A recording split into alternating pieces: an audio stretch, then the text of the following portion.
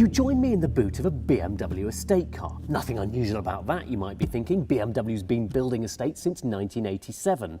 The first was an E33 series, the first generation that also gave us an M3.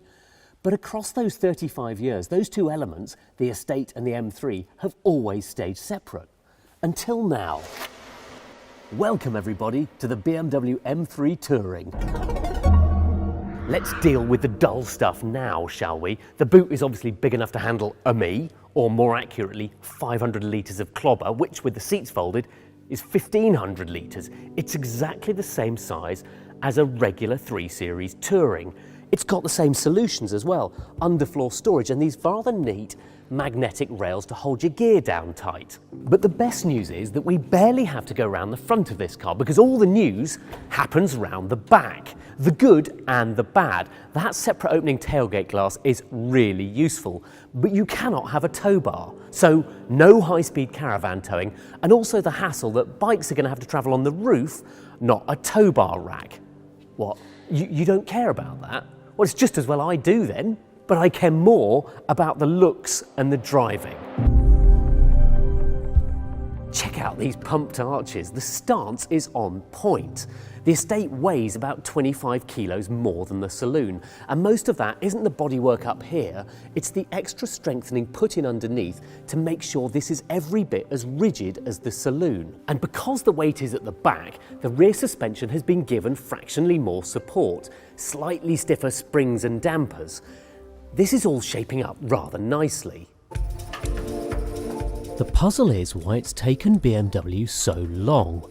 Audi's 315 horsepower RS2 first showed up in 1994, and the RS4 that came along in 1999 has been in a state ever since. Merc's fast wagon history isn't much shorter.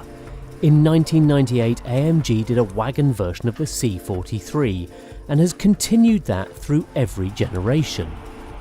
So if its rivals have been finding buyers for fast, compact estates for a quarter of a century, why hasn't BMW? And what's changed now? The demand wasn't there, they claim. Buyers wanted SUVs. But now, with the M3's four-wheel drive platform, the time is right. Besides, it's not strictly true to say there's been no estate. There have been 2 M5 wagons, the first an E34 in 1992, then again with 2007's E61. And 21 years ago, BMW did build an E46 M3 estate prototype, but it went no further than that. 36 years of M3 and no estate. But now we do, and in profile, what a fantastic looking thing this is. What you don't have though is a carbon roof. BMW couldn't find a supplier able to do such a big part, so it's aluminium and you can either have it gloss black or body colour. Otherwise, from the B pillar forward, this is identical to the saloon. Which means, yes, we've got to go there, the front end, although if it's all right with you, I'm going to stand here. Under the bonnet, the same 3-litre twin-turbo engine as the regular M3 and M4, 503 horsepower and 479 pounds-foot of torque. It's only available in one version, this car, the M3 Competition XDrive, which means it gets the higher spec competition trim, but no manual option, it's auto only. 4-wheel drive for excellent traction though, 0 to 60 in 3.7 seconds, which is even faster than the M4 CSL, and a top speed of 174 miles an hour. The big markets for this car are Germany and the UK, followed by Japan and Australia. See what's missing there? That's right, this car, like Toyota's GR Yaris, is not going to be available in America. And there's a reason for that. The standard 3 Series Touring isn't homologated there, and that means the M Touring can't be either. It's repelled at the border, much like I am when I go around the front of this car.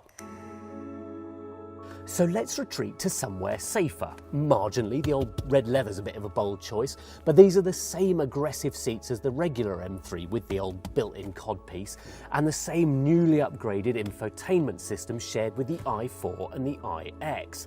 That's one continuous sweep of glass. And then the rear, more headroom than the saloon and good legroom for two, but the third is going to moan about the transmission tunnel. Meanwhile, those in the front are going to be poked in the kidneys. Not only is the Touring a more useful M3, but the estate treatment offsets the front end, restores a bit of visual balance. This is the M3 I'd have over any other, and far, far ahead of any M versions of the X3, 4, 5 or 6. There's way too many of those. In the UK, it'll be priced slightly above the 78,425 M3 Competition XDrive. So let's guess a whisker under £80,000. A costly 3 Series. But also perhaps the most exciting family car there is.